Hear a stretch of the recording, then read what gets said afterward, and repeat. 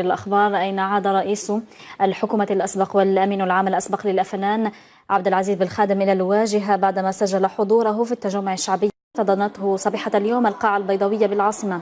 عبد العزيز بالخادم الذي أشاد بموقف الجزائر تجاه القضية الفلسطينية قال في رده على سؤال لتلفزيون النهار حول غيابه عن المشهد السياسي، قال أنه لم يغب عن الساحة السياسية وأنه يتابع جميع الأحداث والتطورات. التغطية لطاهر بن سين.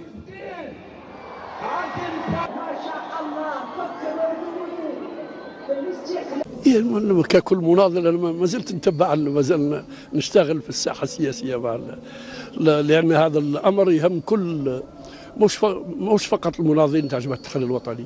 هك تشوف القضية الفلسطينية موحدة كل الأطياف، كل الأحزاب موجودين، كل الجمعيات موجودين، لأن هذه القضية قضية عادلة. والأكثر من ذلك لأن أنا كنت أسمع عن موقف الجزائر وعن تصريح الرئيس بودين الله يرحمه حول فلسطين ظالمة ومظلومة، وترأس السيد عبد العزيز بوتفليقة الجمعية العامة في 1974.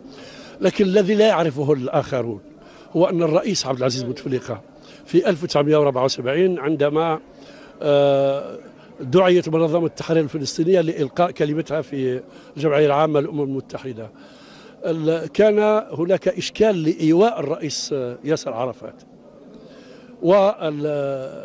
والسيد عبد العزيز بوتفليقة بترأسه للجمعية العامة للأمم المتحدة وضع تحت تصرف الرئيس ياسر عرفات السكن الوظيفي الذي أعطي له كرئيس الجمعية العامة ليكون مقر إقامة الرئيس ياسر عرفات أثناء إقامته في نيويورك.